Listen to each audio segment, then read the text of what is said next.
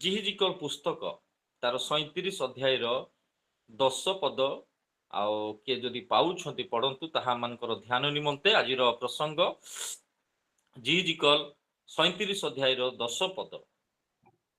ସକାଳୁ ମଧ୍ୟ ଆମେ ଗୋଟେ ବିଷୟକୁ ଚିନ୍ତା କରିଥିଲୁ, ଯଦି ଯେଉଁମାନେ ଆଟେଣ୍ଡ କରିଥିଲେ, ପରମେଶ୍ୱର କ୍ଲାନ୍ତ ହୁଅନ୍ତି କାହିଁକି, କଣ ପାଇଁ କ୍ଲାନ୍ତ ହୁଅନ୍ତି, ତାର କିଛି ବିଷୟକୁ ଆମେ ଦେଖିଥିଲୁ। ବର୍ତ୍ତମାନ ଆମେ ଦେଖିବା ଜିହିଜିକଲ ପୁସ୍ତକରୁ 37 ଅଧ୍ୟାୟ 10 ପଦ। କିଏ ପାଇଛନ୍ତି ପଢନ୍ତୁ।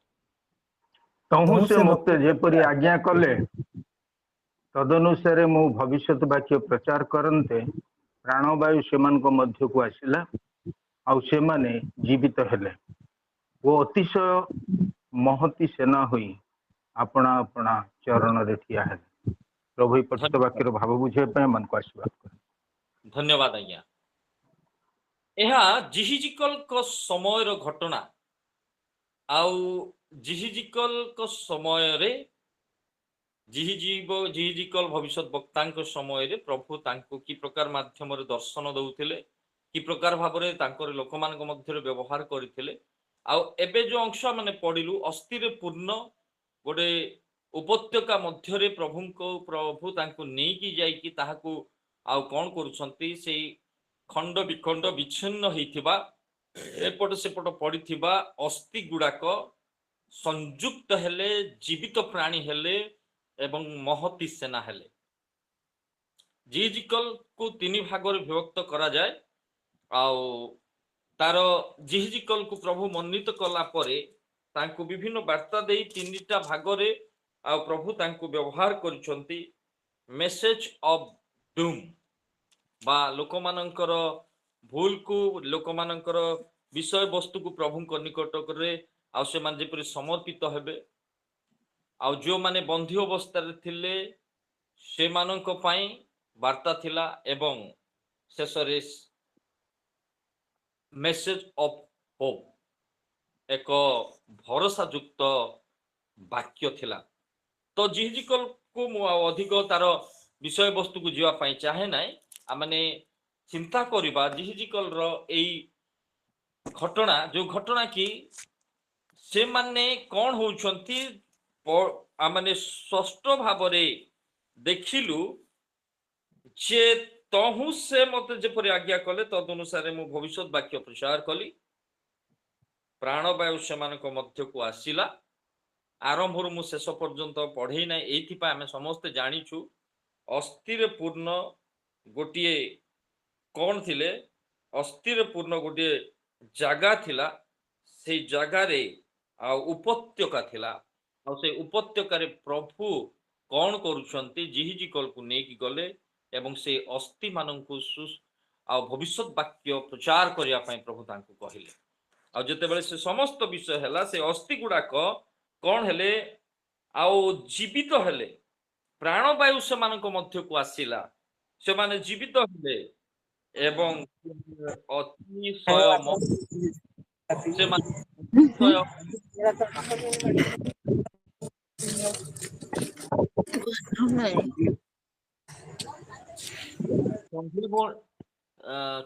ହଁ, ତ ସେମାନଙ୍କ ମଧ୍ୟକୁ ଜୀବନ ଆସିଲା।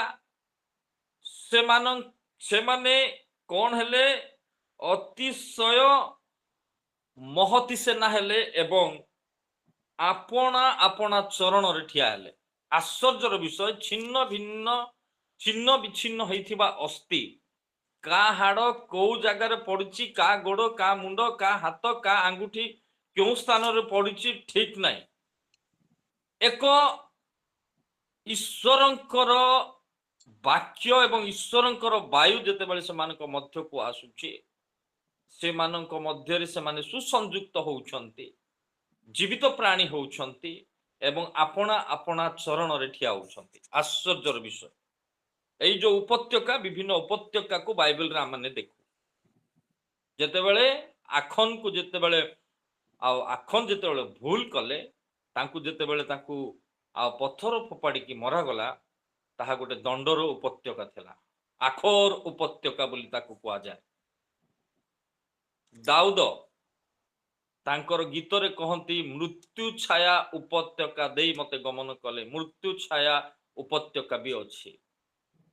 ଏ ସ୍ଥାନରେ ଦେଖୁଛୁ ଅସ୍ଥିର ବିଭିନ୍ନ ଛିନ୍ନ ଭିନ୍ନ ହେଇଥିବା ଅସ୍ଥିର ଉପତ୍ୟକା ଅଛି। ବିଭିନ୍ନ ଉପତ୍ୟକା ବାଇବଲରେ ଆମେ ଦେଖୁ।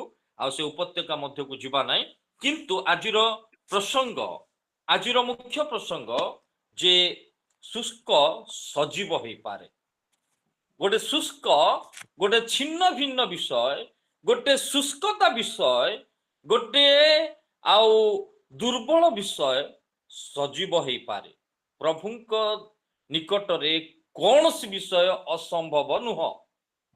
এই ସ୍ଥାନରେ এই ଘଟଣାକୁ ଯେତେବେଳେ ଆମେ ଦେଖୁଛୁ, ଆଉ ସେଇ ଘଟଣାକୁ ଯେତେବେଳେ ଆମେ ଦେଖୁ, ଶୁଷ୍କ ସଜୀବ ହେଇପାରେ, ଛିନ୍ନ ଭିନ୍ନ ସଂଯୁକ୍ତ ହେଇପାରେ।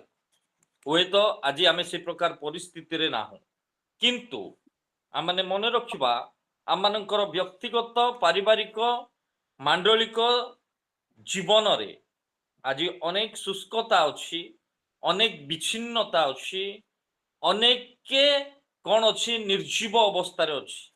ଗୋଟେ ଖ୍ରୀଷ୍ଟୀୟ ସମାଜକୁ ଯେତେବେଳେ ଆମେ ଦେଖୁ, ବିଭିନ୍ନ ଛିନ୍ନ ଭିନ୍ନ ଅବସ୍ଥାରେ ଆଉ ଅଛି। ତାର ସିଷ୍ଟମ ଗୁଡ଼ିକ ଆଉ ବିଭିନ୍ନ ଛିନ୍ନ ବିଚ୍ଛିନ୍ନ ଅବସ୍ଥା, ସମ୍ପର୍କ ବିଚ୍ଛିନ୍ନ, ବିଭିନ୍ନ ପ୍ରକାରର ସମସ୍ତ ଆଉ ଚାକିରି ମଧ୍ୟରୁ ବିଚ୍ଛିନ୍ନ, ପାଠ ପଢ଼ାରୁ ବିଚ୍ଛିନ୍ନ, ଆଧ୍ୟାତ୍ମିକ ଦିଗରୁ ବିଚ୍ଛିନ୍ନ, ପାରିବାରିକ ଜୀବନରୁ ବିଚ୍ଛିନ୍ନ, ସମସ୍ତ ପ୍ରକାର ବିଚ୍ଛିନ୍ନତା ଏବଂ ଆତ୍ମିକ ଜୀବନରେ ଶୁଷ୍କତା, ଏହା ଆଜି ମୁଖ୍ୟ କାରଣ ହେଇଛି ବର୍ତ୍ତମାନର ପରିସ୍ଥିତିରେ। ଆତ୍ମିକ ଜୀବନ ଉଦ୍ଦୀପନା ପାଇଁ ଲୋକମାନଙ୍କ ପାଖରେ ସମୟ ନାହିଁ।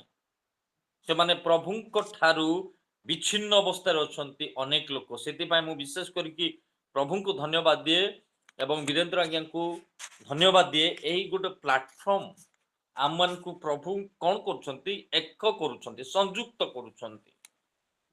କାରଣ ଏଇ ଯୋଉ ଘଟଣା ଆମେ ଦେଖୁଛୁ, ଆମେ ଯଦି ସେଇ ସ୍ଥାନରେ ନିଜକୁ ରଖିବା, ସେଇ ଉପତ୍ୟକାରେ ନିଜକୁ ରଖିବା, ସେଇ ଜାଗାରେ ନିଜକୁ ରଖିବା ଯେ ମୋର କୋଉ କ୍ଷେତ୍ରରେ ଆଜି ମୁଁ ବିଚ୍ଛିନ୍ନତା ଅବସ୍ଥାରେ ଅଛି, ମୋ ପରିବାର ହଉ, ମୋ ମଣ୍ଡଳୀ, ମୋର ସମାଜ ଆଜି କୋଉ କ୍ଷେତ୍ରରେ ବିଚ୍ଛିନ୍ନତା ଅବସ୍ଥାରେ ଅଛି, ଏକ ଶୁଷ୍କତା ମଧ୍ୟରେ ଅଛି।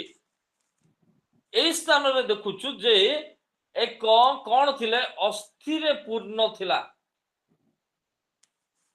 ଅସ୍ଥିରେ ପୂର୍ଣ୍ଣ ଦିନେ କ'ଣ ହେଲେ, ଛିନ୍ନ ଭିନ୍ନ ହେଇଥିବା ବିଷୟ ଦିନେ ପ୍ରାଣବାୟୁ ସେମାନଙ୍କ ମଧ୍ୟକୁ ଆସିଲା। ନିଜ ନିଜର ଆଉ ସେଇ ଅସ୍ଥିରେ ସେମାନେ ସଂଯୁକ୍ତ ହେଲେ। ଗୋଟେ ଆଶ୍ଚର୍ଯ୍ୟ ବିଷୟ, କିଏ କୋଉଠୁ ପଡ଼ିଥିଲା, ଆସିଲେ ନିଜର ଶରୀରର ଅଙ୍ଗ ପ୍ରତ୍ୟଙ୍ଗ ଯୋଉ ଜାଗାରେ ପଡ଼ିଥିଲା ସମସ୍ତେ ଆସିଲେ, ସଟସାଟ ହେଇକି କ'ଣ ହେଲେ, ସେମାନେ ସେଟିଂ ହେଲେ। ତାପରେ ପ୍ରାଣବାୟୁ ସେମାନଙ୍କ ମଧ୍ୟକୁ ଆସିଲା। ସେମାନେ ମହତି ସେନା ହେଲେ ଏବଂ ଆପଣ ଆପଣ ଚରଣରେ ଠିଆ ହେଲେ। ମୋର ପ୍ରିୟ ପ୍ରଭୁଙ୍କ ଲୋକମାନେ, ଆଜି ଆପଣମାନେ ଯଦି କୌଣସି କ୍ଷେତ୍ରରେ ଶୁଷ୍କ ଅବସ୍ଥାରେ ଅଛନ୍ତି, ବିଚ୍ଛିନ୍ନ ଅବସ୍ଥାରେ ଅଛନ୍ତି, ତ ପ୍ରଭୁଙ୍କ ନିକଟରେ କୌଣସି ବିଷୟର ଅସମ୍ଭବ ନୁହଁ। କୌଣସି ବିଷୟର ଅସମ୍ଭବ ନୁହଁ। ସମସ୍ତ ବିଷୟ ସମ୍ଭବ କରିବାର ପରମେଶ୍ୱର ସେ। এই ଯୋଉ ବାୟୁ ଉଦ୍ଦେଶ୍ୟରେ ପ୍ରଚାର କର ବୋଲିକି ଜିହିଜିକଲ ପ୍ରଭୁ କହିଲେ, ଯେତେବେଳେ ଜିହିଜିକଲ ବାୟୁ ଉଦ୍ଦେଶ୍ୟରେ ପ୍ରଚାର କରୁଛନ୍ତି, ବାୟୁ ଉଦ୍ଦେଶ୍ୟରେ ଭବିଷ୍ୟତ ବାକ୍ୟ ପ୍ରଚାର କଲେ, ଯେତେବେଳେ ବାୟୁ ଆସିଲା, ଏକ ଜୀବନ୍ତ କାର୍ଯ୍ୟ ସାଧକ କ'ଣ ହେଲେ, ସେ ଅସ୍ଥିରେ ପ୍ରବେଶ କଲା, ସେମାନେ ଜୀବିତ ହେଲେ। ମୋର ପ୍ରିୟ ପ୍ରଭୁଙ୍କ ଲୋକମାନେ, ବିଭିନ୍ନ ବାୟୁ ବିଷୟରେ ଆମେ ବାଇବଲରେ ଦେଖିବାକୁ ପାଉ। ଯୋଉ ବାୟୁ କି ଅନେକ ଲୋକଙ୍କୁ ପ୍ରଭୁଙ୍କ ନିକଟବର୍ତ୍ତୀ କରେଇଛି। ନୌକାରେ ଯିବା ସମୟରେ ଯୋଉ ବାୟୁ ଆସିଲା, ତାହା ପ୍ରଭୁଙ୍କ ପ୍ରତି ଭରସା ଏବଂ ବିଶ୍ୱାସ କରିବା ପାଇଁ ସେ ବାୟୁ ପ୍ରେରଣ କରିଥିଲେ। ମୋର ପ୍ରିୟ ପ୍ରଭୁଙ୍କ ଲୋକମାନେ, ଏଇ ଯୋଉ ଅସ୍ଥି ଗୁଡ଼ାକ ଛିନ୍ନ ଭିନ୍ନ ଅବସ୍ଥାରେ ଥିବା ବିଷୟ ଯେତେବେଳେ ମହତି ସେନା ହଉଛନ୍ତି, ତାର କାରଣ କ'ଣ?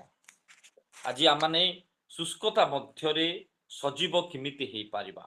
ମୋର ପାରିବାରିକ ଜୀବନରେ, मोर चाकरी क्षेत्र रे, मोर आध्यात्मिक जीवन रे, मोर आर्थिक क्षेत्र रे, मोर पाठपढ़ा क्षेत्र रे, मोर पारिवारिक मांडलिक सेवा कार्य रे एवं विभिन्न क्षेत्र रे एक शुष्कता मध्यरु मु की प्रकार भावरे मु प्रभुंकर निकटवर्ती हेई पारिबी, की प्रकार भावरे मु शुष्कता मध्यरु सजीव हेई पारिबी। प्रथम विषय अल्प समय से अंशरू ही आमने 37 अध्याय को खोली रखंतु। एक पद आउ के जने पढ़ंतु 37 अध्याय रो एक पद। गोटिए शुष्क मध्यरु सजीव की प्रकार हेई पारिबा। गोटे शुष्कता जीवनरु, गोटे शुष्कता आत्मिक, शारीरिक, आर्थिक एवं विभिन्न क्षेत्रर शुष्कता मध्यरु आमे की प्रकार भावरे सजीव हेई पारिबा। एक पद पढ़ंतु 37 अध्याय एक पद। सदाप्रभुंकर हस्त मो ऊपर अधिष्ठित हैला और से सदाप्रभुंक आत्मा रे मते बाहर को नहीं जाई उपत्यकार मध्यस्थली रे बसाइले। सदा प्रभुंक आत्मा रे मते से नहीं की गले। प्रभुंक आत्मा रे चालित हबा दरकार। जिहिजिकल प्रभुंक आत्मा रे परिचालित होउथिले। जिहिजिकल को निया जाउछि, एणु से मते कोन कले आउ सदा मो ऊपर अधिष्ठित हला आउ से सदा प्रभुंकर आत्मा रे मते बाहर को घेनी जाए सेई उपत्यका को नहीं की गले। प्रभुंकर आत्मा रे चालित हबा आवश्यक। बाइबल लिखा जाए निजर सुविवेचना रे आउजी पड़ नाही, कारण अनेक समय रे निज निजर चिंता रे, निज निज मन रे, निज निजर आउ विषय रे आमे निर्भर करू। निजर निजर आउ विषय को आमे कौन करू, निजर अनुसार चलिबा पाई चेष्टा करू। प्रभु सेइथि पाई यीशु ख्रीष्ट कहले मु गला परे साहाय्यकारी आत्मा को तुम मान को मध्य को पठाइबी, जे कि आमान को गाइड करिवो, जे कि आमान को सुपथरे कढै के नेबो। प्रभु को आत्मा रे चालित ए स्थान रे देखुछु जिहिजिकल को निया जाउछ गोटे अस्थि जागा को, गोटे दुर्गंध जागा को देखिथिबे सेता माले आउ से अस्थि रे पूर्ण दुर्गंध थिबो, गोटे भयंकर परिस्थिति थिबो। हजार हजार अस्थि खंड गुडक जो जगह रे पड़ीची से स्थान को जिहिजिकल को निया जाउछि, तथापि जिहिजिकल कोन करूछंती जाउछंती जो माने प्रभुंको आत्मा रे परिचालित हुअंती, से माने शुष्क मध्यरु सजीव को देखि पारिबे, सजीव को अनुभव करि पारिबे, सजीव को से माने आपनार जीवन रे अनुभव करि पारिबे। हुए तो व्यक्तिगत होई पारे, मांडलिक होई पारे। काहे कि आज सजीव हेई पारु नाही, काहे कि आज दुर्बल हेई जाउची ख्रीष्टीय समाज, काहे कि आज मंडली मध्य रे वाद विवाद, काहे कि आज परिवार मध्य रे विच्छिन्नता, मंडली रे विच्छिन्नता, कारण प्रभुंको आत्मा रे परिचालित हेबा पई आज कोनसी लोक चाहू नांती। निज इच्छा रे, निज मन मुताबक मो कथा अनुसार ही हेबार अछि। मोर प्रिय प्रभुंको लोक माने जेते बेले आपण देखिबे प्रेरित 8 जने प्रभुंकर दास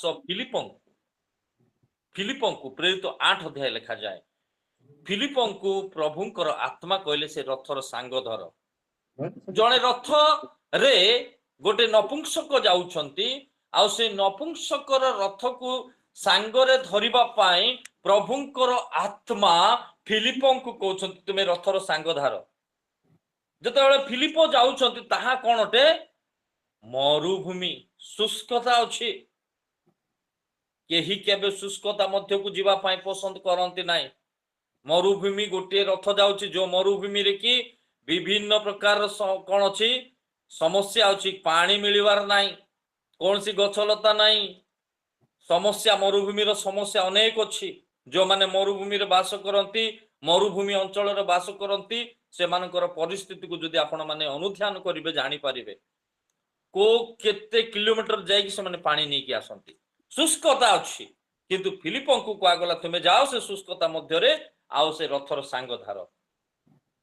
फिलिप गले ରଥର ସଙ୍ଗ ଧରିଲେ ଆଉ ସେ ଫିଲିପଙ୍କୁ ପ୍ରଭୁ ସେ ସ୍ଥାନରେ ବ୍ୟବହାର କଲେ। ନପୁଂସକ ପ୍ରଭୁଙ୍କୁ ବିଶ୍ୱାସ କଲେ। ଆଉ ଫିଲିପ କଣ କରୁଛନ୍ତି ଆଉ ପ୍ରଭୁଙ୍କ ଆତ୍ମାରେ ପରିଚାଳିତ ହଉଥିଲେ। ଆଉ ସେ ସ୍ଥାନରେ ସେ ଆଉ ନପୁଂସକଙ୍କୁ ବାପ୍ତିସ୍ମ ଦେଲା ପରେ ଓସ୍ଦୋଦ ବୋଲିକି ଗୋଟେ ଜାଗାକୁ ଯାଇକି ଆଉ ତାଙ୍କୁ ଦେଖାଗଲା। ମାନେ ମୁଁ ପଢୁଥିଲି ଯେତେବେଳେ ଷ୍ଟଡି କରୁଥିଲି, ଯୋଉମାନେ ପ୍ରଭୁଙ୍କ ଆତ୍ମାରେ ପରିଚାଳିତ ହଉଥିଲେ ସେମାନେ ମାନେ ଫ୍ଲାଇଟ୍ ଏରୋପ୍ଲେନ ଠାରୁ ଆଉ ଅଧିକ ସ୍ପିଡ, ଗୋଟିଏ ସ୍ଥାନରେ ଥିଲେ ଆଉ କିଛି ସମୟ ପରେ ଆଉ ଗୋଟେ ସ୍ଥାନରେ। ଯୋଉମାନେ ପ୍ରଭୁଙ୍କ ଆତ୍ମାରେ ପରିଚାଳିତ ହୁଅନ୍ତି ଶୁଷ୍କତା ମଧ୍ୟରେ ସେମାନେ ଫଳବାନ ହେଇପାରିବେ।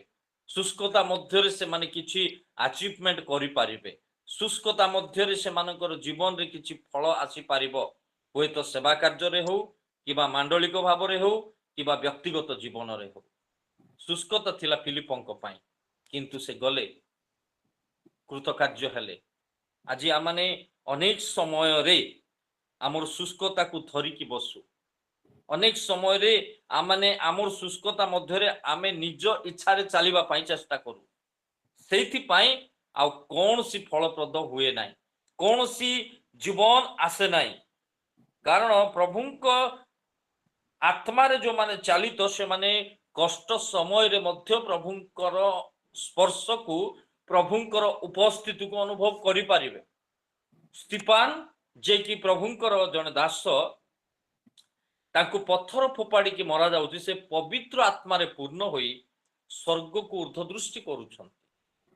ଯୋଉମାନେ ପବିତ୍ର ଆତ୍ମାଙ୍କ ଦ୍ୱାରା ପରିଚାଳିତ ହୁଅନ୍ତି ସେମାନେ କଣ ହୁଅନ୍ତି, ଗୋଟିଏ ଅନ୍ୟ ଲୋକ ପରି ହେଇଯାଆନ୍ତି। ଯେତେବେଳେ ସାଉଲ ପ୍ରଥମ ଇସ୍ରାଏଲର ରାଜା, ପ୍ରଥମ ସାମୁଏଲ ପୁସ୍ତକ 10 ଅଧ୍ୟାୟର 6 ଏବଂ 10 ପଦ ଯେତେବେଳେ ପଢିବେ, ସାଉଲଙ୍କୁ ପ୍ରଭୁଙ୍କର ଆତ୍ମା ଯେତେବେଳେ ଆକ୍ରାନ୍ତ କରୁଛି ସେ ଅନ୍ୟ ଲୋକ ପରି ହେଇଯାଉଛି।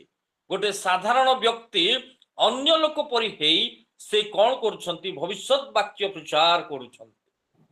ଯାଇଥିଲେ ଗୋଟିଏ କାମକୁ ବାପାଙ୍କର ଗଧ ଖୋଜିବା ପାଇଁ, କିନ୍ତୁ ଆସିଲା ବେଳେ ପ୍ରଭୁଙ୍କର ଆତ୍ମାରେ ଯେତେବେଳେ ସେ ପରିଚାଳିତ ହଉଛନ୍ତି ଅନ୍ୟ ଲୋକ ପରି ହେଇଯାଉଛି।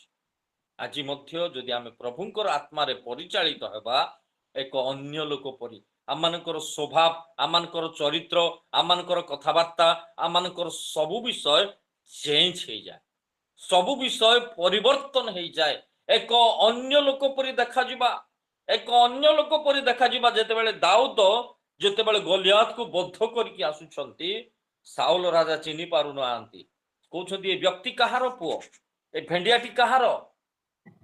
ତାର ମୁଖ ମଳିନ ସବୁ ଚେଞ୍ଜ। ପ୍ରଭୁଙ୍କ ଆତ୍ମାରେ, ପ୍ରଭୁଙ୍କ ଆତ୍ମାରେ ପରିପୂର୍ଣ୍ଣ ବ୍ୟକ୍ତି ଏକ ଅନ୍ୟ ଲୋକ ପରି ହେଇଯାଏ, ଏକ ବିଜୟ ଜୀବନ କାଟେ। ମରୁଭୂମିରେ ମଧ୍ୟ ଫଳ ସେ କଣ କରେ, ଅମଳ କରିପାରେ। ମୋର ପ୍ରିୟ ପ୍ରଭୁଙ୍କ ଲୋକମାନେ, ଆଜି ଆପଣ ମାନଙ୍କର କୋଉ କ୍ଷେତ୍ରରେ ଆଉ କଣ ଅଛି, ଶୁଷ୍କତା ଅଛି।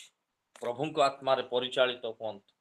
ଯେଉଁମାନେ ପ୍ରଭୁଙ୍କ ଆତ୍ମାରେ ପରିଚାଳିତ ସେମାନେ ବିଜୟ ପାଆନ୍ତି। ଦାଉଦ କଣ ହେଲେ, ପବିତ୍ର ଆତ୍ମାରେ ପରିଚାଳିତ ହେଲେ। କିଛି ନାହିଁ, 5ଟି ପଥରକୁ ନେଲେ, ଗୋଟିଏ ପଥରରେ କାମ ଖତମ। କାରଣ ପ୍ରଭୁଙ୍କର ଆତ୍ମା ସେ ସ୍ଥାନରେ କାର୍ଯ୍ୟ କରିଥିଲା, ପ୍ରଭୁଙ୍କର ଆତ୍ମାରେ ସେ ପରିଚାଳିତ ହଉଥିଲେ। କାହିଁକି କହିବି, ଯେତେବେଳେ ଗୋଟିଏ ପଥର, ଗୋଟେ କୋଶ୍ଚିନ୍ ମଧ୍ୟ ରହିବ, ଯଦି ଯେ କହିବେ ଭଲ ହବ, ଯେତେବେଳେ ଦାଉଦ ଗୋଟିଏ ପଥର ମାରିଲେ ଗୋଲିଆତକୁ, ତାର ଗୋଲିଆତର କୋଉ ଜାଗାରେ ଆଉ ଗୋଲିଆତକୁ ବାଜିଲା, କିଏ ଯଦି ଜାଣିଛନ୍ତି କୁହନ୍ତୁ। କପାଳରେ। କପାଳରେ କପାଳରେ କପାଳରେ ବାଜିଲା। ମାନେ ମୁଁ ଭିଡିଓ ଅନ୍ କରିଛି, ଆପଣ ଦେଖନ୍ତୁ, କପାଳରେ ବାଜିଲା। ଆପଣ ମାନେ ମଧ୍ୟ ଦେଖନ୍ତୁ, କପାଳରେ ବାଜିଲା। କେମିତି ପଡ଼ିଲେ, ଗୋଲିଆତ କେମିତି ପଡ଼ିଲେ ବାଜିଲା ପରେ? ମୁହଁ ମାଡିକି ପଡିଲେ। ମୁହଁ ମାଡିକି ପଡ଼ିଲେ। ଧନ୍ୟବାଦ ଆଜ୍ଞା ନଗେନ୍ଦ୍ର ଆଜ୍ଞା, ବହୁତ ଧନ୍ୟବାଦ।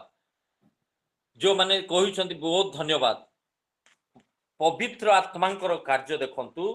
ଯେତେବେଳେ ଗୋଲିଆତକୁ ପଥର ଯାଉଛି, କପାଳରେ ବାଜିଲା। ସାଧାରଣତଃ ସାମ୍ନାରେ ବାଜିଲେ ଜଣେ ପଛପଟ ପଡେ, କିନ୍ତୁ ସେ ମୁହଁ ମାଡିକି ପଡୁଛନ୍ତି।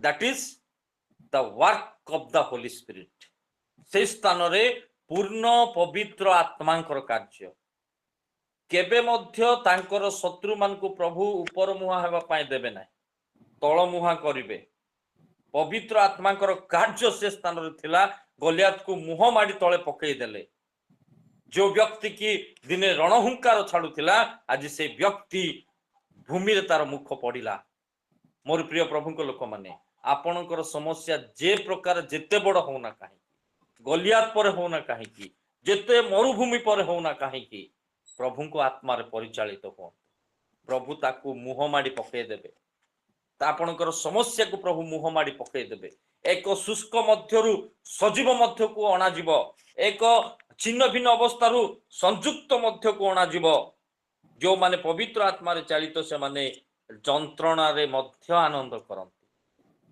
पाउल शिला से माने पवित्र आत्मा को सहभागिता रे आनंद करुथिले कारण से माने जानिथिले आनंद ईश्वरन को ठारू आसे आज जो माने पवित्र आत्मा को द्वारा परिचालित हुअंती ना से माने कौन हुअंती दुख रे थांती से माने शुष्क मध्य रे थांती केबे से मान को पाई फलप्रद हुए नाही कारण जेते बेले गणना पुस्तक 17 अध्याय को जिबे अनेक 12टा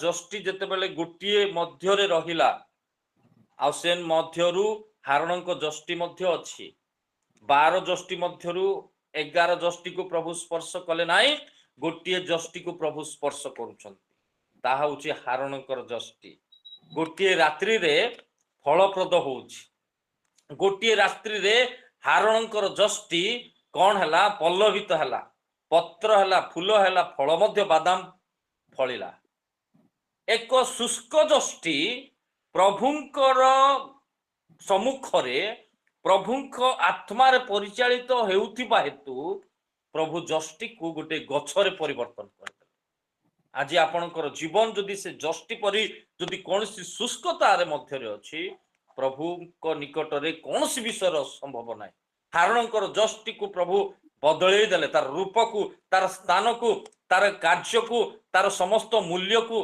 तार समस्त विषय को प्रभु परिवर्तन करते आज मध्य जदि आमे प्रभुंकर सम्मुखरे प्रभुंको आत्मा रे जते बेले परिचालित हेबा कौन सी किछि विषय कहै माने प्रभु को कहबा प्रभु तुमर आत्मा मते परिचालना करो आखि बंद करके प्रभु को कहंतु प्रभु तुमर आत्मा मते गाइड करू प्रभु तुमर आत्मा मते जहा कहबा पई चाहूची मु ताहा करिबी प्रभु जुनस अबाध्य हेले प्रभु को आज्ञार अबाध्य हेले तांको प्रति समस्या आसिला गालातिय मंडली को 5 और 7 रे पाउल कहंती हे गालातिय माने तुम्हे माने तो उत्तम भाव रे दौड़ुथिलो किए तुम्भ माननकु मोहित कला जे तुमे आज सत्यर अबाध्य हिच तुमे माने आत्मा रे आरंभ करिथिलो वर्तमान तुमे कोन शरीर रे ताहा शेष करिबा पई जाउछ कि आज वर्तमान ताहा मंडली माननकरे ख्रीष्टीय समाज रे ताहा हेई जाईची आत्मा रे आरंभ हुए किंतु से माननकर शेष शारीरिक हो जाए से माननकर शारीरिक समस्त सबु विषय रे से माने शारीरिक रे समाप्त करंती ठीक भाव रे समाप्त करंती ना तेणु आमान को प्रभु को आत्मा रे परिचालित हबार अछि सोलोमन कर पुओ माने निज इच्छा रे चलिले कहार उपदेश नेले नाही प्रभु को ठारू कोनसी उपदेश लेने नाही सोलोमन कर पुओ माने सेही ठारू राज्य विभक्त हला मोर प्रिय प्रभु को लोक माने जो माने निज इच्छा रे चलंती सबु विभाग हे जाए किंतु जो माने प्रभु को आत्मा रे चलंती संयुक्त हो जाए आमर आत्मा आमानकर मंडली आमानकर परिवार से अस्थि परि छिन्न भिन्न हेइथिले मध्य गोटिए जगह रे से माने एकत्रित हो जाती तेणु मोर प्रिय प्रभु को लोक माने आज आमाने कहा द्वारा परिचालित होउछ मु का गाइड रे चालुछि मते कि गाइड करूछि कि ना मो निज इच्छा रे मु चालुछि ना मु कहूछि कि प्रभु तुमर इच्छा रे मते चलाओ तुमर आत्मा को द्वारा मते चलाओ प्रभु द्वितीय विषय 3 पद पढ़ंतु 37 अध्याय रो 3 पद जल्दी जल्दी टिके जिबा 37 अध्याय गीत बाबा जीजिकल 37 अध्याय रो 3 पद पढ़ंतु तहिरे से मते कहिले हे मनुष्य संतान यही सकल अस्थि की सजीव होई पारे? एथिरे मु उत्तर कली, हे प्रभु, सदा प्रभु, आपण ताहा जानंतु। ଆପଣ ତାହା ଜାଣନ୍ତି। ପ୍ରଭୁଙ୍କ ଉପରେ ନିର୍ଭରତା, ପ୍ରଭୁଙ୍କ ଆତ୍ମାରେ ପରିଚାଳିତ ଏବଂ ପ୍ରଭୁଙ୍କ ଉପରେ ନିର୍ଭରତା। ଜିହିଜିକଲକୁ ଦେଖନ୍ତୁ, ପ୍ରଭୁଙ୍କ ଆତ୍ମାରେ ପରିଚାଳିତ ହେଉଥିବା ବ୍ୟକ୍ତିଙ୍କୁ ତଥାପି ପ୍ରଭୁ ପଚାରୁଛନ୍ତି, ହେ ଜିହିଜିକଲ, ଏଇ ଅସ୍ଥି ଗୁଡାକ କଣ ସଜୀବ ହେଇପାରେ କି? ଜିହିଜିକଲ କିଛି କହୁନାହାନ୍ତି, କହୁଛନ୍ତି ପ୍ରଭୁ, ସଦା ପ୍ରଭୁ, ଆପଣ ତାହା ଜାଣନ୍ତି। ପ୍ରଭୁଙ୍କ ଉପରେ ସମ୍ପୂର୍ଣ୍ଣ ନିର୍ଭରତା। ଅନେକ ଲୋକ ହେଲେ, ବର୍ତ୍ତମାନ ଯୁଗରେ ହେଲେ ଓଭରଟେକ୍ କରିକି ଆମେ କହିଦେଉ, ହେଇପାରିବ, ହେଇଯିବ, ହଁ ମୋ ଦ୍ୱାରା ହେଇଯିବ। ଜଣେ ବ୍ୟକ୍ତି, ମୁଁ ଯୋଉ ଏରିଆରେ ଏଇପଟ ଏରିଆରେ ଯୋଉଠି ଜାଗାରେ କାମ କରୁଥିଲି, ଜଣେ ବ୍ୟକ୍ତିଙ୍କ ଘରେ କିଛି ପ୍ରକାର ସମସ୍ୟା ଥିଲା, ମନ୍ଦ ଆତ୍ମାର ଶକ୍ତି ଥିଲା। ତ ସେ ଗଲେ, ପ୍ରାର୍ଥନା କରିକି ଆସିଲେ ଏବଂ କହିଲେ, ଆଉ ମତେ କହିଲେ, ବିଦ୍ୟୁତ ଭାଇ, ତାଙ୍କ ଘରେ ମନ୍ଦ ଶକ୍ତି କାର୍ଯ୍ୟ କରୁଥିଲା, ମୁଁ ଗଲି, ପ୍ରାର୍ଥନା କଲି ଏବଂ ସେ ମନ୍ଦ ଶକ୍ତିକୁ ମୁଁ ବାହାର କରିଦେଲି। ମୁଁ କହିଲି, ଭାଇ, ତୁମେ ବାହାର କଲ ନା ପ୍ରଭୁ ବାହାର କଲେ? ଆଜି ପ୍ରଭୁଙ୍କ ଉପରେ ନିର୍ଭରଶୀଳତା ହେବା ଦରକାର। ଜିହିଜିକଲ କହୁଛନ୍ତି, ପ୍ରଭୁ ତାହା ଆପଣ ଜାଣିବେ, ମୁଁ କିଛି ଜାଣିନି ପ୍ରଭୁ। ସମ୍ପୂର୍ଣ୍ଣ ପ୍ରଭୁଙ୍କ ଉପରେ ନିର୍ଭରଶୀଳତା। ନାହୁମ ପୁସ୍ତକ 1:7 ଲେଖାଯାଏ, ଯେଉଁମାନେ ତାଙ୍କ ଉପରେ ନିର୍ଭର କରନ୍ତି ପ୍ରଭୁ ସେମାନଙ୍କୁ ଜାଣନ୍ତି। ପ୍ରଭୁ ଜାଣନ୍ତି ସେମାନଙ୍କୁ। ଆମେ କେତେ ପ୍ରଭୁଙ୍କ ଉପରେ ନିର୍ଭର ପ୍ରଭୁ ଜାଣନ୍ତି। ସେଥିପାଇଁ ଜିହିଜିକଲ ଜାଣିଛନ୍ତି, ପ୍ରଭୁକୁ କହୁଛନ୍ତି, ପ୍ରଭୁ ଆପଣ ତାହା ଜାଣିବେ। ପ୍ରଭୁ ଅସ୍ଥି ସେ ସଜୀବ ହେଇପାରେ କି କଣ ହବ, ପ୍ରଭୁ ଆପଣ ହିଁ ତାହା ଜାଣିବେ। କାରଣ ଆପଣଙ୍କ ପାଖରେ ସେ ଶକ୍ତି ଅଛି, ଆପଣଙ୍କ ପାଖରେ ସେ ଶକ୍ତି ଅଛି, ଆପଣ ତାହା ଜାଣିପାରିବେ। ପ୍ରଭୁ ଗୀତ ସଂହିତା 103:14 ମନୁଷ୍ୟ ଧୂଳି ଓ ମନୁଷ୍ୟର ସବୁ ବିଷୟ ଯେ ଧୂଳି ମାତ୍ର, ଏହା ସେ ସ୍ମରଣ କରନ୍ତି, ଏହା ସେ ଜାଣନ୍ତି। ଆମେ ପ୍ରଭୁଙ୍କୁ କେତେ ନିର୍ଭର କରୁ ତାହା ସେ ଜାଣନ୍ତି। ମନୁଷ୍ୟର ଶକ୍ତି କେତେ ପ୍ରଭୁ ମଧ୍ୟ ଜାଣନ୍ତି। ସେଥିପାଇଁ ଦିନେ ଗୋଟେ କୋଶ୍ଚିନ୍ ଆସିଲା, ଜିହିଜିକଲକୁ କୋଶ୍ଚିନ୍ କଲା ପରି ପିତରଙ୍କୁ ଦିନେ କୋଶ୍ଚିନ୍ ଆସିଲା। ଯୋହନ 21 ଅଧ୍ୟାୟରେ ପ୍ରଭୁ ପଚାରୁଛନ୍ତି, କଣ ପଚାରିଲେ? ହେ ପିତର, ତୁମେ ମତେ କେତେ ଭଲ ପାଉଛ? ପିତର କଣ କହିଲେ? ଆପଣ ତାହା ଜାଣନ୍ତି ପ୍ରଭୁ। ମୋର ପ୍ରିୟ ପ୍ରଭୁଙ୍କ ଲୋକମାନେ, ଯେଉଁମାନେ ପ୍ରଭୁଙ୍କ ଉପରେ ନିର୍ଭର କରନ୍ତି, ସେମାନଙ୍କ ପାଇଁ ଶୁଷ୍କରୁ ସଜୀବ ସେମାନେ ହେଇଯାଆନ୍ତି। ଶୁଷ୍କରୁ ସଜୀବ ବିଷୟକୁ ଦେଖିପାରନ୍ତି। ଜିହିଜିକଲ କହୁଛନ୍ତି, ଆପଣ ତାହା ଜାଣନ୍ତି। ଜିହୋଶାଫାଟ ଆଉ ଦ୍ୱିତୀୟ ବଂଶାବଳୀ 20:12 ଜିହୋଶାଫାଟଙ୍କ ସମୟରେ ଯେତେବେଳେ ଯୁଦ୍ଧ ଆସୁଛି, ସୈନ୍ୟ ସାମନ୍ତ ଆସୁଛନ୍ତି, ଜିହୋଶାଫାଟ ଗୋଟିଏ ପ୍ରାର୍ଥନା କଲେ, ପ୍ରଭୁ, ଏଇ ମହତ୍ ଦଳ ବିରୁଦ୍ଧରେ ଆମମାନଙ୍କର କୌଣସି ସାମର୍ଥ୍ୟ ନାହିଁ, କୌଣସି ଶକ୍ତି ନାହିଁ, ଆପଣଙ୍କ ଉପରେ ଆମର ଦୃଷ୍ଟି ଅଛି। କାହିଁକି? ଜିହୋଶାଫାଟକୁ ସେବେଳକୁ ରାଜା ଥିଲେ, ତାଙ୍କ ପାଖରେ ଅସ୍ତ୍ରଶସ୍ତ୍ର ପୂର୍ଣ୍ଣ ଥିଲା, ତାଙ୍କ ପାଖରେ ଲୋକ ଥିଲେ, ସୈନ୍ୟ ଥିଲେ, ଅସ୍ତ୍ର ଥିଲା, ଧନ ଥିଲା, ସବୁ ବିଷୟ ଥାଇକି ମଧ୍ୟ ସେ କଣ କରୁଛନ୍ତି? ପ୍ରଭୁଙ୍କ ଉପରେ ନିର୍ଭର କରୁଛନ୍ତି, ପ୍ରଭୁଙ୍କ ଉପରେ ଦୃଷ୍ଟିପାତ କରୁଛନ୍ତି। ପ୍ରଭୁ, ମୋ ପରିବାରର, ମୋର ମଣ୍ଡଳୀର, ମୋର ସମାଜର ଆଜି ଏଇ ପ୍ରକାର ପରିସ୍ଥିତି, ଶୁଷ୍କତା ଦେଇକି ଲୋକମାନେ ଯାଉଛନ୍ତି, ଶୁଷ୍କତା ମଧ୍ୟରେ ମୁଁ ଅଛି। ମୋର ଶାରୀରିକ ଆର୍ଥିକ ଆଜି ଶୁଷ୍କତା, ମୋର ଆତ୍ମିକ ଆଜି ଶୁଷ୍କତା, ମୋର ମଣ୍ଡଳୀ ଆଜି ଶୁଷ୍କତା, ମୋର ଦେଶ ଆଜି ଶୁଷ୍କତା। ପ୍ରଭୁ, ତୁମେ କିଛି କରିବାକୁ ହବ। ପ୍ରଭୁ, ତୁମେ ଆଜି କିଛି କରିବାକୁ ହବ। ପ୍ରଭୁ, ଆମ ପାଖରେ କିଛି ସାମର୍ଥ୍ୟ ନାହିଁ, କେବଳ ଆମମାନଙ୍କର ଦୃଷ୍ଟି କେବଳ ତୁମଠାରେ ଅଛି। ଜିହୋଶାଫାଟକୁ ପ୍ରଭୁ ବିଜୟ ଦେଲେ। ରୋମୀ ପୁସ୍ତକ 5:5 ଲେଖାଯାଏ, ଯେଉଁମାନେ ସଦାପ୍ରଭୁଙ୍କ ଠାରେ ଭରସା କରନ୍ତି ସେମାନେ କେବେ ଲଜ୍ଜିତ ହେବେ ନାହିଁ। ସେମାନେ କେବେ ଲଜ୍ଜିତ ହେବେ ନାହିଁ। ପ୍ରଭୁଙ୍କ ଉପରେ ଯେଉଁମାନେ ଭରସା କରନ୍ତି, ପ୍ରଭୁ ସେମାନଙ୍କୁ ବିଜୟ ଦିଅନ୍ତି। ଜିହୋଶାଫାଟକୁ ପ୍ରଭୁ ବିଜୟ ଦେଲେ। ଯେଉଁମାନେ ପ୍ରଭୁଙ୍କ ଉପରେ ଭରସା କରନ୍ତି ସେମାନେ କେବେ ଲଜ୍ଜିତ ହେବେ ନାହିଁ। ରୋମୀ 5:5 ଲେଖାଯାଏ, କାରଣ ନିହିମିଆ କଣ କଲେ ଯେତେବେଳେ ଜେରୁସାଲାମ ପ୍ରାଚୀର ତିଆରି କରୁଛନ୍ତି ଲୋକମାନେ ତାଙ୍କୁ ପରିହାସ କରୁଛନ୍ତି, ଏ ବିଲୁଆ ଡେଇଁଲେ କଣ ହେଇଯିବ, ଭାଙ୍ଗିଯିବ। କିନ୍ତୁ ପ୍ରଭୁଙ୍କ ଉପରେ ନିର୍ଭର କଲେ ଜିଓସ୍ ଆଉ ନିହିମିଆ ପ୍ରାଚୀର ତିଆରି କରିପାରିଲେ। ଗୋଟେ ଶୁଷ୍କତା ମଧ୍ୟରେ କିଛି ବିଷୟକୁ ଆପଣ କରିପାରିବେ। ମୋର ପ୍ରିୟ ପ୍ରଭୁଙ୍କ ଲୋକମାନେ, ଏଇ ଗୀତ ସହିତ 37:5 ଲେଖାଯାଏ, ଯେ ପ୍ରଭୁଙ୍କ ଉପରେ ନିର୍ଭର ରଖେ ସେ ସଫଳତା ପାଇବ, ସେ ଦୟା ପାଇବ, ସେ କରୁଣା ପାଇବ, ତାଙ୍କ ଜୀବନରେ ସଫଳତା ଆସିବ। ଆଜି କାହିଁକି ଆଜି ବିଫଳ ହେଇକି ଆମେ ଯାଉଛୁ? କାହିଁକି ମୋ ଜୀବନରେ ସଫଳତା ମୁଁ ଦେଖିପାରୁନାହିଁ? କାହିଁକି ଆଜି ଖ୍ରୀଷ୍ଟ ସମାଜ ଆଜି ସଫଳତାର ପାହାଚରେ ଚଢ଼ି ପାରୁନାହିଁ? What is the reason? ଗୋଟିଏ ରିଜନ୍, ଆମେ ବେଶୀ ନିଜ ଉପରେ ଏବଂ ଅନ୍ୟାନ୍ୟ ବିଷୟ ଉପରେ ନିର୍ଭର କରୁ, ପ୍ରଭୁଙ୍କ ଉପରେ ନିର୍ଭର କରୁ। ପ୍ରଭୁଙ୍କୁ ଦୃଷ୍ଟିପାତ ଯେଉଁମାନେ କରନ୍ତି ସେମାନେ ବିଜୟ ପାଆନ୍ତି। ପ୍ରଭୁଙ୍କ ଉପରେ ଯେଉଁମାନେ ନିର୍ଭର ରଖନ୍ତି ସେମାନେ ସଫଳତା ପାଆନ୍ତି। ଯେଉଁମାନେ ପ୍ରଭୁଙ୍କ ଠାରେ ଭରସା କରନ୍ତି ସେମାନେ କେବେ ଲଜ୍ଜିତ ହେବେ ନାହିଁ। ସେମାନଙ୍କର କାର୍ଯ୍ୟ ଛୋଟ ହଉ କିମ୍ବା ବଡ଼ ହଉ, ପ୍ରଭୁ ସେମାନଙ୍କ ପକ୍ଷରେ ବୀରର କାର୍ଯ୍ୟ କରିବେ। ସେମାନଙ୍କ ପକ୍ଷରେ ପ୍ରଭୁ ବୀରର କାର୍ଯ୍ୟ କରିବେ। ଋତ ଯେତେବେଳେ ଋତ ପୁସ୍ତକ 2:12 ଲେଖାଯାଏ, ଯେ ପ୍ରଭୁଙ୍କ ଉପରେ ନିର୍ଭର କରେ ସେ ପୁରସ୍କାର ପାଇବ। ଋତ କେବେ ଜାଣିନି ପରମେଶ୍ୱର କିଏ।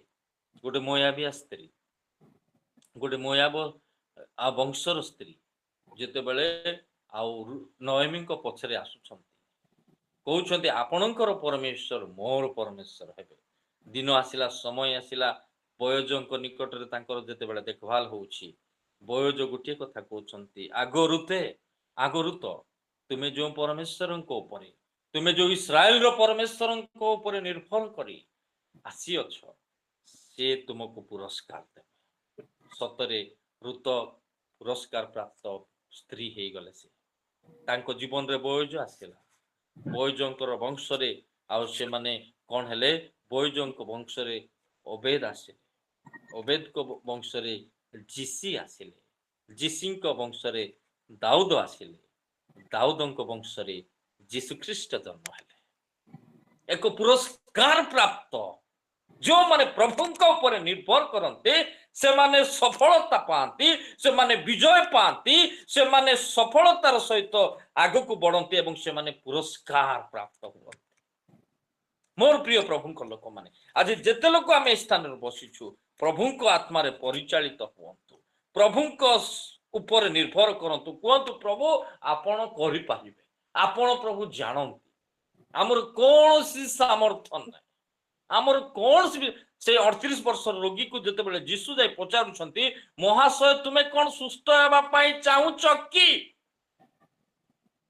ରୋଗୀଟି କହୁଛି, ପ୍ରଭୁ ମୁଁ ସୁସ୍ଥ ହେବା ପାଇଁ ଚାହୁଁଛି କିନ୍ତୁ ମୋର କେହି ନାହାନ୍ତି।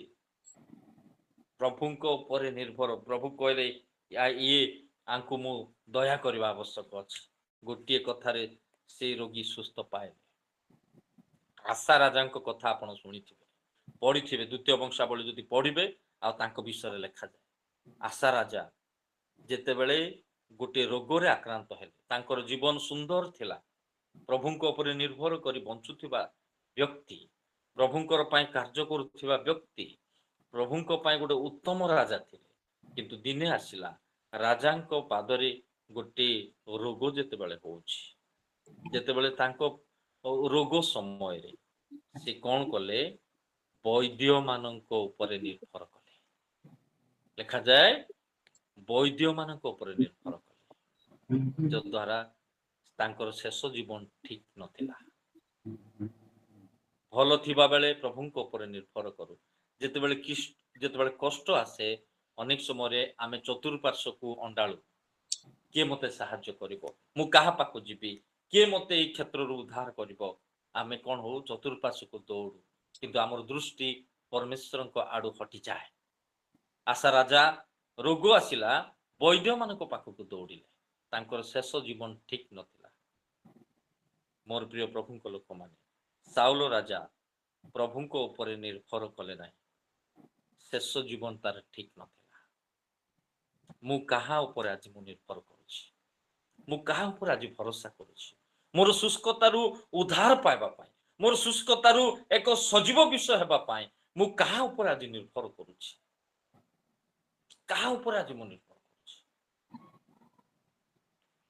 जी जी कल प्रभु को कहले प्रभु आपण जानती आपणकर समस्या किबा मो समस्या जेते बड़ हो ना कहीं प्रभु को आज रात्रि रे कहबा प्रभु ए समस्त समस्यार समाधान तुमे करि परिबो प्रभु आपण ताहा जानती प्रभु को सिस्टम रे करबा को हबो किमिति करबा को हबो केते बेले करबा को हबो ताहा आपण जानती मरियम जानी थिले सेति पय जेते बेले कान्हानगर विवाह बोधरे जेते बेले द्राक्षा रस सरी गला आउ लोक मान को कहउछथि से जिमिति कहबे सिमिति कर परिचारक मान को मरियम कहउछथि से जिमिति कहबे सिमिति कर ताहले तुमे किछि उपकार पाई पारिबो से माने आ जीसु जिमिति कहले से माने पूर्ण करूछंती पानी को देखंतु केते निर्भर पानी ढाळ बोली कि कहउछंती से माने ढाळुछंती चिंता करंतु आज का डेट रे माने परिहास कर दो ये कोन ना किंतु पानी ढाळिले कोन आसिला जल द्राक्षार से पूर्ण हला एक शुष्कता मध्यरु एक सफलता माने पाई परिबा एक शुष्कता मध्यरु एक सजीव विषय पाई परिबा मोर प्रिय प्रभु को लोक माने आपन को परिवार रे जेते बड़ शुष्कता हो ना काहे प्रभु गोटे चुटकी रे आ ताहा को समाधान करिवार अधिकार शक्ति ताको पाखरे अछि जे कि गोटे वर्ष वर्ष धरी अस्थि विभिन्न जगह रे पड़िथिबा विषय को संयुक्त करि देई पारंती सजीव करि देई पारंती से मान को ठिया करि देई पारंती तो सेही परमेश्वरकर परिचय हमें पाइछु सेही परमेश्वरकर परिचय पाइछु तांकर ठारे कोनोसी विषयर सुविधा नाही तांको पाखरे कोनोसी विषयर असंभव नाही से गोटे चुटकी रे समाधान करिबार परमेश्वर आज रात्रि रे प्रभु को कहतु प्रभु मु तुम ऊपर निर्भर करछि प्रभु मु आज तुमरो आत्मा रे परिचालित हो पाई चाहूछि guide me o lord walking in the spirit of the lord आ माने प्रभु को आत्मा रे परिचालित हो प्रभु को ऊपर निर्भर करू प्रभु निश्चित साहाय्य करिवे शेष कथा कहि कि समाप्त करिवि सेही जो अंश माने पढिलु 7 पद टिके पढंतु 37 अध्याय रो 7 पद से गोटे पद पढ़ी आम समाप्त करवा एथिरे मते जेपरि आज्ञा होइथिला तदनुसारे मु भविष्यत वाक्य प्रचार कली पुणी मु प्रचार करू करू एक शब्द हैला ओ देख भूमिकंप हैला आ अस्थि सकल एकत्र हुई प्रत्येक अस्थि अपना अस्थि रे संयुक्त हैला धन्यवाद एथिरे से मते जेपरि आज्ञा करिथिले तद अनुसारे मु भविष्यत वाक्य प्रचार कली से जेपरि आज्ञा करिथिले सेही परि मु भविष्यत वाक्य प्रचार कली प्रभुंकर बाध्यता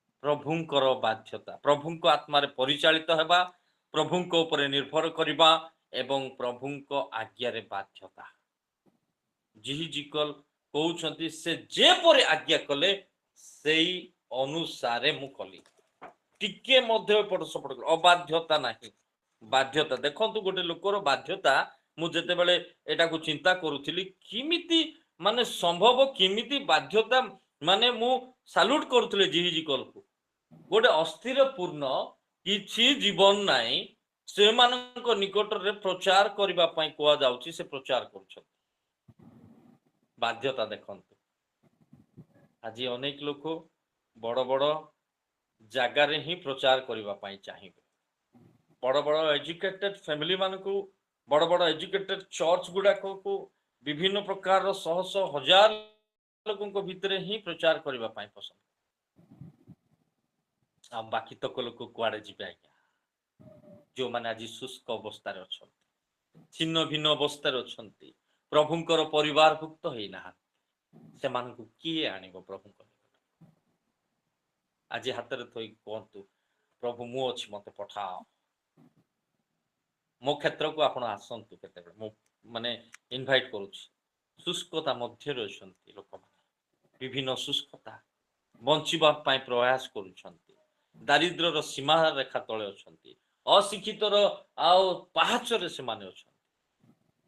ସେମାନଙ୍କ ପାଖକୁ ଯିବ କି, ସେମାନଙ୍କୁ ପ୍ରଚାର କରିବ କି? ପ୍ରଭୁ ମୋତେ ବୋଝ ଦେଇଛନ୍ତି ବୋଲି ମୁଁ କହୁଛି, ଆଉ ସେମାନଙ୍କୁ ପ୍ରଭୁଙ୍କ ନିକଟକୁ ଆଣିବା ପାଇଁ ମୁଁ ବୋଝଗ୍ରସ୍ତ ଅଟେ।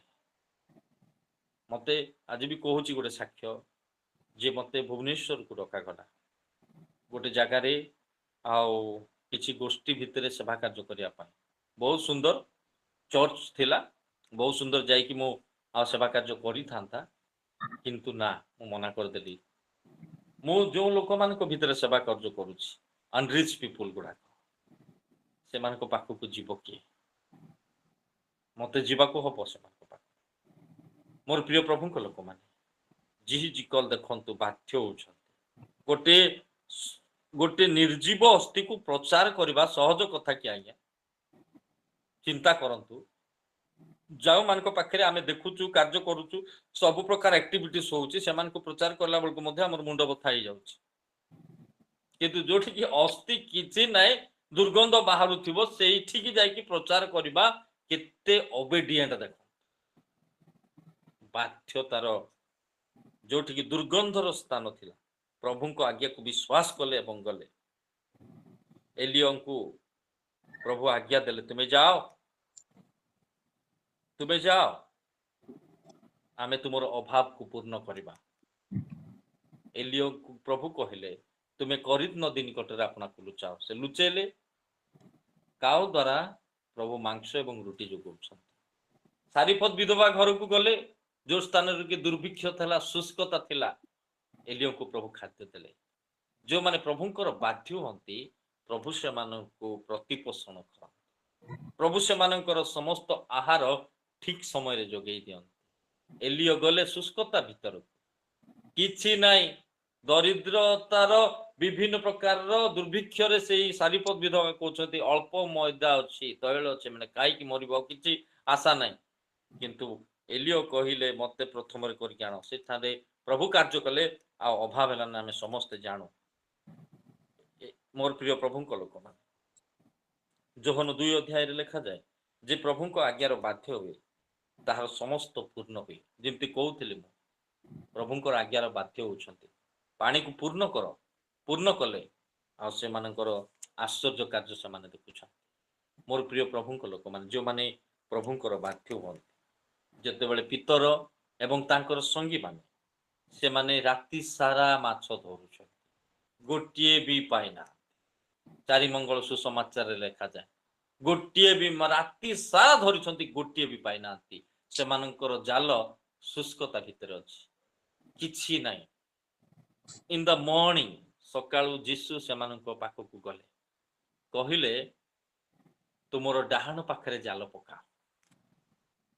ପିତର ଗୋଟିଏ ବି କୋଶ୍ଚିନ୍ କରିନାହାନ୍ତି ପ୍ରଭୁଙ୍କୁ, ପ୍ରଭୁ ରାତି ସାରା ଏ ସ୍ଥାନରେ ଆମେ ପରିଶ୍ରମ କରିଛୁ, ସବୁ ଘାଣ୍ଟି ଦେଇଛୁ, ଏରିଆ ମଣ୍ଡଳ ଘାଣ୍ଟି ଦେଇଛୁ, ଗୋଟିଏ ବି ପାଇନୁ, କିଛି ବି କହିନାହାନ୍ତି। ଯୀଶୁଙ୍କର ଗୋଟିଏ ଆଜ୍ଞାରେ ବାଧ୍ୟ ହେଲେ, ପକେଇଲେ, ମାଛ ପୂର୍ଣ୍ଣ ହେବାକୁ ଲାଗିଲା, ଜାଲ ଛିଣ୍ଡିବାକୁ ଲାଗିଲା।